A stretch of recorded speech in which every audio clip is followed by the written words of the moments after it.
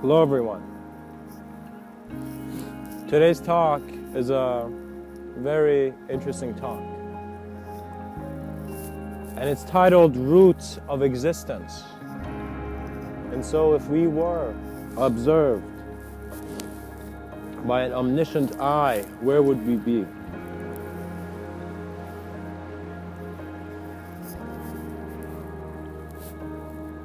I am just a point of something in this existence trying to become aware of the greater planes of reality. As a point, though, I have observed experience and the dimensions of experience, of existence, is beyond the temporal reality, beyond a reality in which there is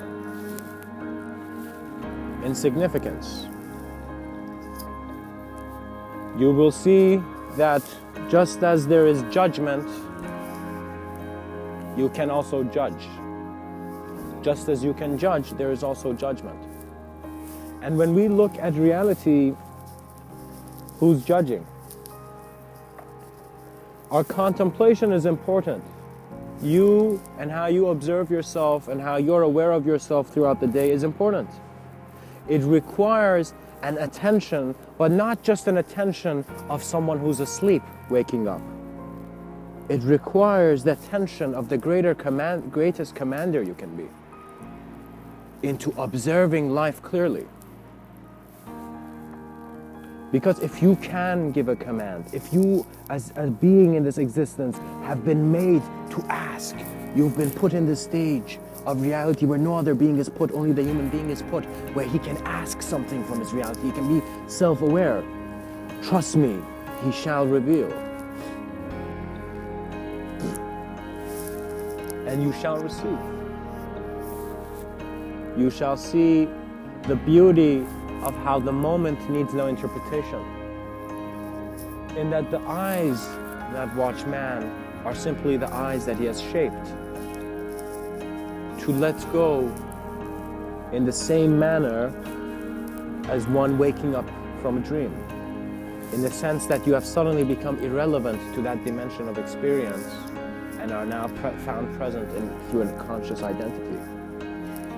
Once you observe the vastness of your being, you will see that as you get the confrontational ability, which is something you need to build, you need to consciously play with life and work with life to the point that it's showing you how it's working.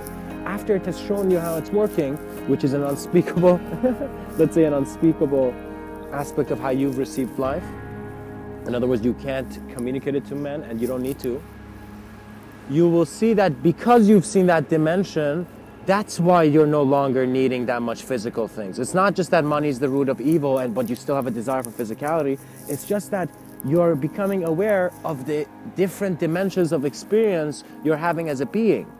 And so you're realizing that it's not all outside, in the sense that outside has been, in a sense, believed by you so far.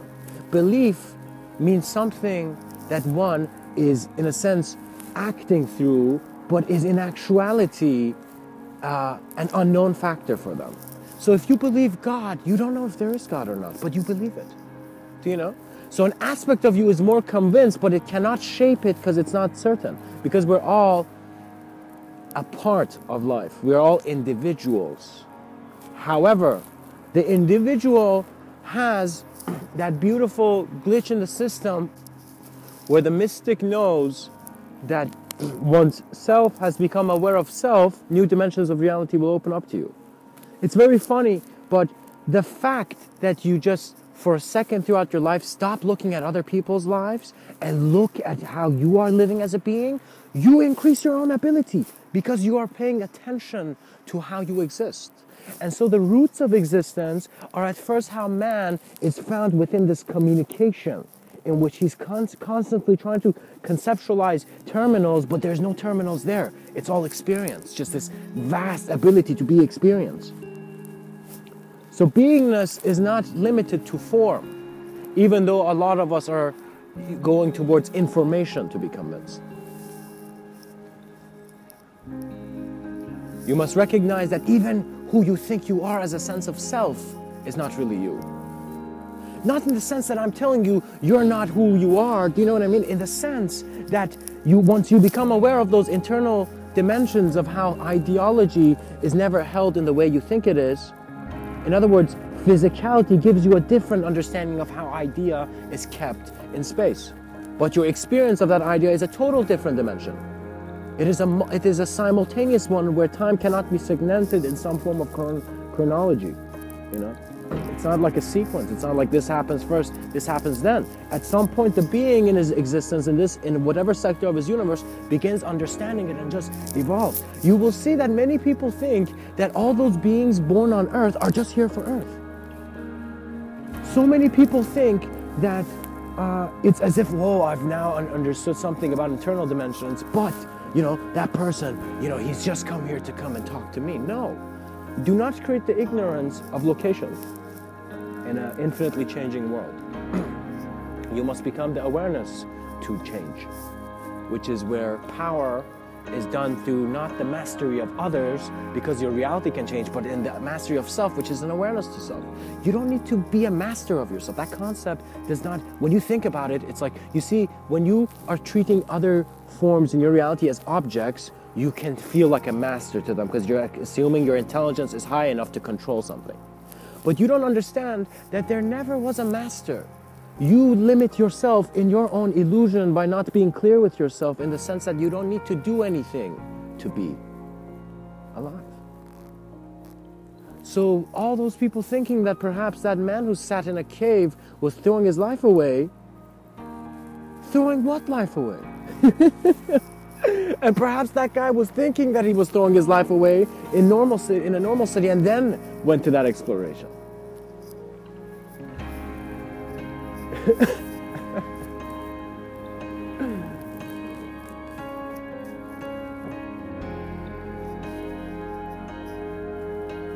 I want you to observe the mightiest tree that can be presented in manifestation. And so visualize a very large sequoia tree, and visualize that you have just gone beside the sequoia tree, you know.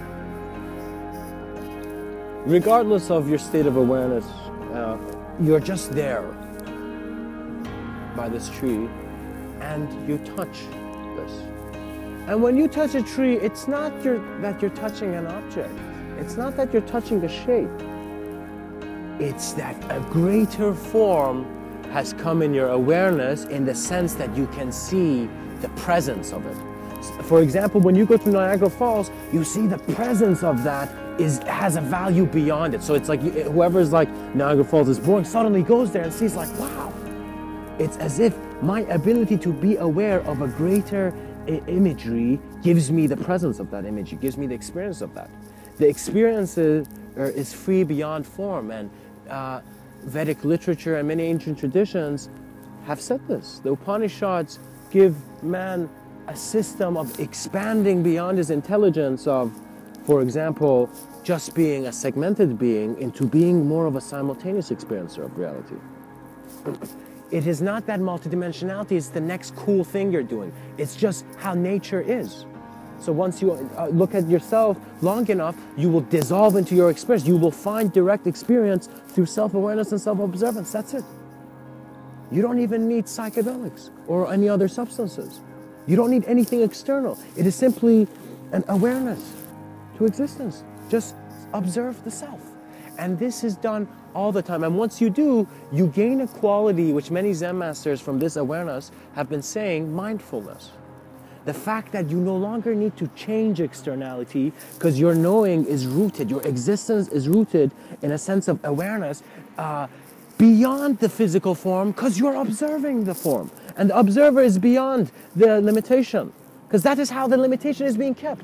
Because if you were so limited that you couldn't even consider a limitation, do you know? It's like we're forgetting the fact that we are calling ourselves a being with limitation, but we are kept by a limitless sense of intelligence.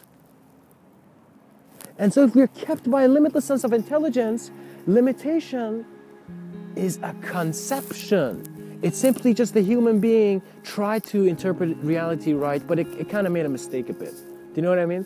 So now that everybody else is aware that it made a mistake, and the whole cosmos is aware, okay, gosh, they understood it wrong. So that so it's not that it's wrong, but it's just that we can be living much better. And so the ability of a human being is what you want to increase. You don't want to, for example, give a homeless man change. You actually want to see his ability rise.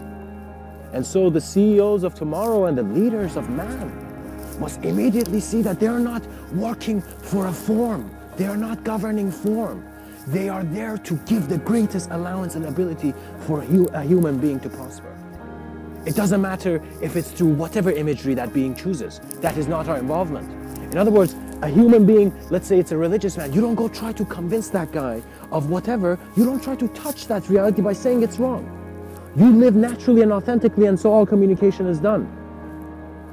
Because you must respect that being's life work. It's like, that's the colors that being, that consciousness is using. It's using the imagery and the symbology and the forms of, for example, being this kind of person from this race and from this shape.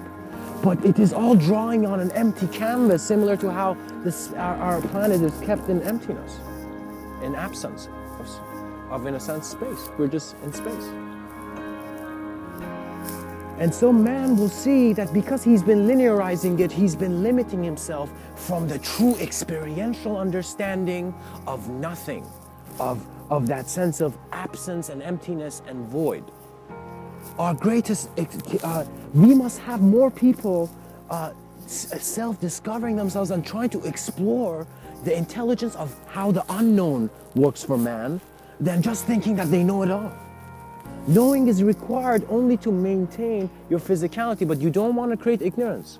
And what that means is that, for example, today, it makes sense for me to go do this act, for example, go shopping. But if I go shopping every single day, it defeats the purpose. It's as if I am limiting myself based on one ability in my moment. So that's why you see, as a communicator, you do not hold on to images of communication. In other words, your past is not dictating you. The moment is dictating you, and that's why you're always a full receiver.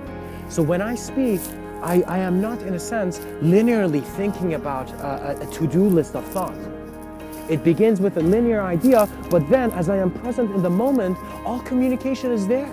And so I play with the communication because I am allowing myself to observe all those turbulent movements as a moment of stillness. My nature, if I know to be still, there is no movement that can move me. And that is the knowing of those wild men, as I was saying earlier. The roots of your existence can immediately be found as if we were a leaf. We suddenly became aware of not the sky and the... Think of it this way. If we were a leaf on a tree, this tree looks at the whole world and the sky and all that, and it looks at the sun that's giving it, form. But it sees that it's not connected to it. It's like external reality. It's like it's there, but we're temporal. Do you know? So what the leaf can do is begin remembering itself, begin meditating, begins becoming self-aware, begin becoming sensitive to life and existence, and how there is a self, to the degree that it discovers the branches, and then it follows the branches and it finds the trunk, and it suddenly sees in some dimensions, oh my God, it's been fruitful. So it's as if the sense of past life, it's not a past life. It's you moving through different linearizations through a very non-linear dimension, in the sense that you will see that the leaf in the branch that it is, suddenly when it sees the bark, it has the intelligence of, for example, all that the bark contains and has branched out into. So you will suddenly see that in one aspect of self-awareness and dimension, you are, for example, a leaf. Suddenly you have become the trunk. Suddenly you have become the fruits that inspire new hands to, in a sense, reach.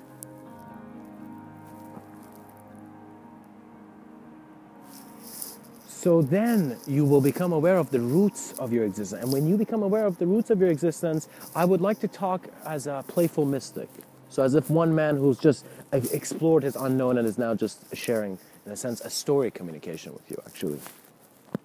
Because all that I can say is a story unless you choose to increase your sensitivity to what I'm saying and to, in a sense, listen as if you are the clarity of the emptiness of the Zen master's cup in which tea is being poured, So, in some dimensions of, let's say, self-contemplation or deep self-contemplation and meditation, let's say, or in a sense what was for me just sitting in nature and just observing the moment, in absolute no need. It's like as if like I was like, okay, let me see what I'm seeing in my, let's say, laziest point. If I don't do anything for the rest of my life, if I just sit down on this grass, how would I see life? And if you do that, you observe that there are so many aspects of yourself that are so pleasant in which you're avoiding. Many people who do not take care of their bodies are not sensitive to how awesome the experience of the body is. In other words, sometimes I've moved after, being suddenly in an ecstatic state where it's as if like I was in this dance, I was naturally, my body's moving and it's like this flux of energy in a sense, but in that flux, there's no ideology. It's as if I'm dancing with existence as not a form, as not just me. I'm just dissolving into all that is and just being this movement that is just a natural rhythm. And so that is, of course, that is something that any person has. Your relationship with existence, its intensity has been chosen by you. You can choose to, increase the volume of the speakers and hear the music much better, Do not think that you need a way out of something. That's not efficient. Think of it in the sense that you just want to amplify your life. So when you listen to somebody or to a speaker, listen, you can obtain knowledge from anything in your moment. As you realize that your lesson is the whole moment of experience that you're having, you cannot keep yourself limited because you're wanting to be that holistic view. So in a sense, a clarity finds you just like how the roots of your moment have always been there. The roots of your existence have been there. And so it's as if you have gone through a new soil and you're discovering new dimensions of yourself, similar to how this soil that is keeping your roots has the potential of having many more. It's a vast field. So multidimensionality is not something to linearize. Trust me, man is trying to linearize something that is too vast.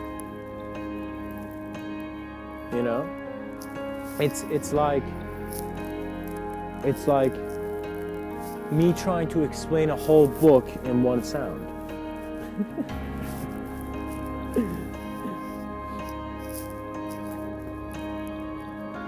So we must have the ability to find the various soils we're rooted in, and these soils really mean, look at how your dimension and plane of existence is being kept. I'm not talking to you as if you're like some specific person.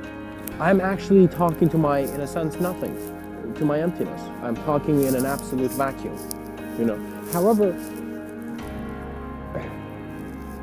how you receive this communication can be more useful if you become aware of the receiver that you are. So one of the first lessons, if the student is wise, realizes that whenever everyone is your teacher. You are a student of life. Not that you should just be very sensitively and very observantly and very compassionately listening to my words, but you should be listening to everything in your moment. Sound should be so heard beautifully. It's as if every moment, every walk is an orchestra. It's a symphony. People don't like, there was a time in my life where I didn't like the sound of cars moving. But I noticed that as I gained an ability to acknowledge my being and my mental constructs, and just in a sense, just acknowledge my presence, the ability of my presence could adjust everything to my individuality much better because I was the collective space of that knowing. It's as if I had more room to move because I was more aware of myself. I was more aware of life. And so sound changed in experience. And so many things will change because experience is a grand teacher. And the student recognizes that when the teacher speaks, when something externally is just communicating, if you're judging who's communicating, you might be creating an ignorance that is not letting you completely hear the communication without your context. When you begin to listen to things without your context, you can listen to anyone talk. You can never be bothered by anyone saying something unless you choose to engage and, in a sense, agree to the context that they're speaking. So there are times that I sometimes find myself to be a very transparent mirror. In other words, I'm sitting in the park and I'm just an absolute moment. It's as if I choose how much I can be of my physicality, but I'm the moment. So when I know I'm the moment, it's as if the candle light or the candle flame has just discovered the sun that's shining behind it. And so it was never melting in a temporal illusion. To know thyself is actually the most important thing, actually, to know yourself. Because when you do know yourself, you also see how much you don't know yourself. And so then you will allow yourself to have a much more tolerant eye. You would listen to people. You would be interested to them because they are communicating the mystery of the cosmos. Because that conversation that was totally irrelevant, but suddenly someone began talking to me about, was totally relevant. You must not create strangers on the point that you fear the strangeness of this world. You must not create yourself in dynamics where you think you're too weird to move. Being crazy, psychotic, being, I don't know, whatever image you were giving to the handicap of a man's mind. We must not limit things. We must increase our ability to appreciate objects to the intensity of the life that we are. So you must see that your experience is a great ability of a moment to give. So it's like the person who was being compassionate at first was giving, for example, good, was helping people, was giving things in his environment, suddenly was just really appreciating, was in a sense giving good vibes as if he was always in a happy vibe. After that, he saw that his contemplation took him where he was the moment of existence, where it's as if the whole thing was giving the individual experience. So it's crazy. It's because it's like that person who was playful enough, and just that child who just gave freely because he just liked the spirit of play and was tuned to that, understood that the value of life is beyond ideology, because existence must exist pleasantly. Because we realize as human beings, we can allow one another to be human. And so do not take the gift of taking someone's humanity away. Do not interrupt a person, and do not do hateful actions. And do not do hateful action because you think it's a good thing. Just don't create that form of expression to have an attraction in a cause and effect reality that is unnecessary for you. What that means is that some people find throughout their life, and I personally went down to a point where I went to a dead end, where I literally saw, I'm like, wow, this life I'm trying to live based on the imagery I'm considering and who I think I am is just, I can't do it. It's as if I reached a point halfway through deciding to be like this certain type of person that I'm like, this cannot be me. Because it's against my, it's as if my nature is interested. It's as if an aspect of me liked it, but an aspect of me was like, what are you doing? Put that down. You know? So, going through this dead end in seeing the hollowness and emptiness of my illusion, I, in a sense, came out of the midst of my confusion into seeing that I was not my immediate association of reality, and that my observance was the greater experience of my reality. And so direct experience is the greatest concept for man, because it is the concept that is the unknown. It's literally right there connected to the unknown. Because who knows where direct experience goes? Because we can't talk about it. It's that thing where it's on a different ship, and we're on another different ship. And so this is the playfulness of language, in that it reveals to you and it brings you very close to harbor, but it is you who must jump into, perhaps, the ship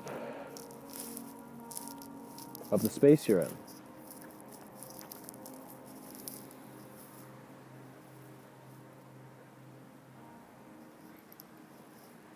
The roots of your existence are found, and you need to have a treasure revealer attitude in trying to discover what presence means for you. And so guys, presence is not a word you look up in the dictionary. Presence is simply like if you could throughout the day, if you just like were standing in the park and you could just observe yourself, like how, let's say, a bird on a branch would, you just observed yourself. How are you present? So that's the interest of the concept. Presence, it's not just about being here and now as if like, oh, I'm right here. Oh, is this it? Oh, it's not like being that,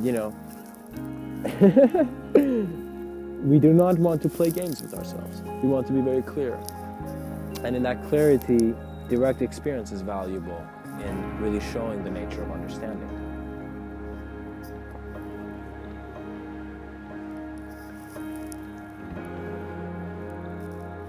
So you will see that, first of all, know this, life works. They don't say it often, but it is not all a failed system. It is a failed system to a being who has failed to see beyond that system. Life is not a failed system, life works. And that is why you're working. And so now you're working in the human form, and what is the most valuable production you can have? Is your life's work. So don't think of trying to write one book, but not living a very pleasant and compassionate life. You must amplify the quality of your experience by not attaching yourself to temporal or external value. Your association by simply looking at the thing is making you think you're that. So it's like that moment where, perhaps,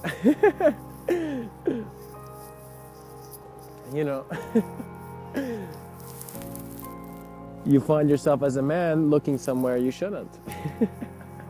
And you suddenly, whoa, and you change your gaze. So,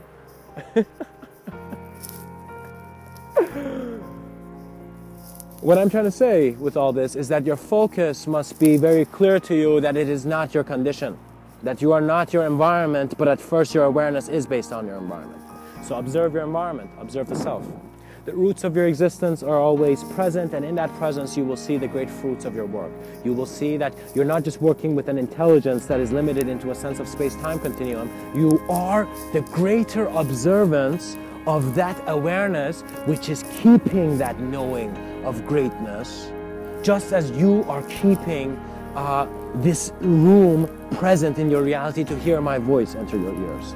So there's a lot of travelers when you discover the multidimensionality of how movement in an instant is the potential of being everything.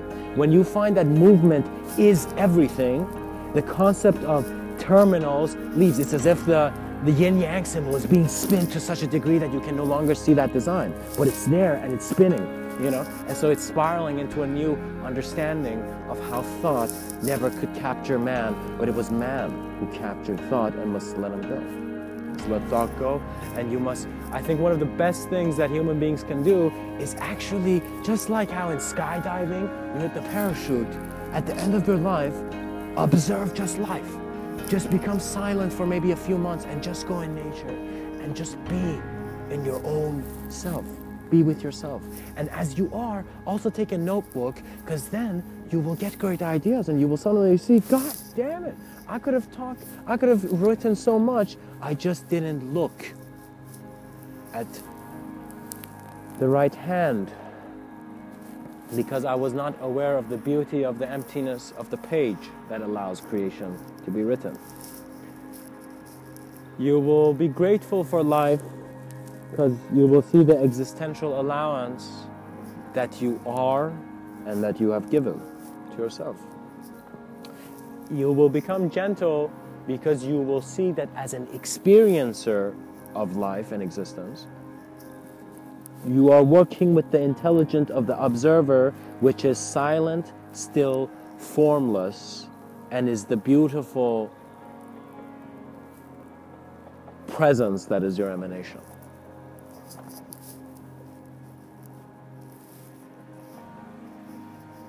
For the beauty of the memories of starlight is also that they were never there.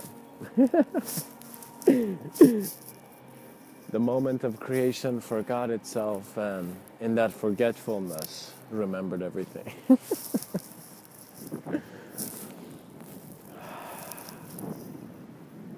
Much blessings. And remember, once you become aware of the roots of your existence, be a wonderful presence for your environment. This is the time. You only have a certain time to simply be a very efficient, capable, and compassionate natural expression of a human being. Listen to nature, and you shall see the infinity that you have always spoken. Namaste.